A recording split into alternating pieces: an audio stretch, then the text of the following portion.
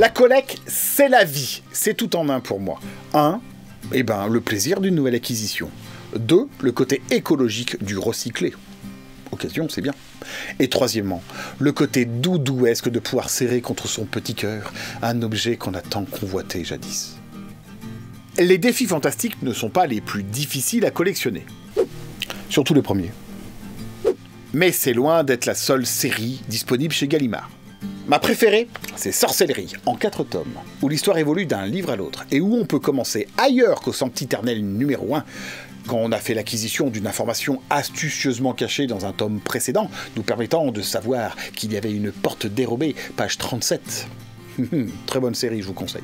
L'épée de légende est également à noter. C'est une très bonne série de livres dont vous êtes le héros, issue d'un jeu dont vous êtes le héros, qui a été édité exactement au même format.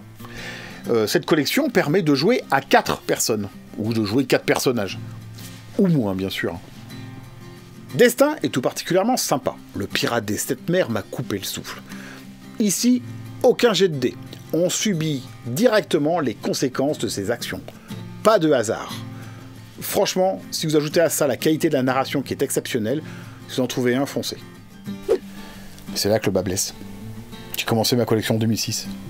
À l'époque, on en trouvait partout, sur les marchés, les brocantes, les libraires et autres marchés aux puces. On les achetait pour quelques euros. C'était le bon temps. Les temps ont bien changé. Aujourd'hui, on en trouve un petit peu partout, sur le net ou sur les marchés, à 5, 6 euros. Pour les plus communs, parce que pour les plus rares, les prix s'envolent. Et encore, si vous arrivez à en trouver, hein.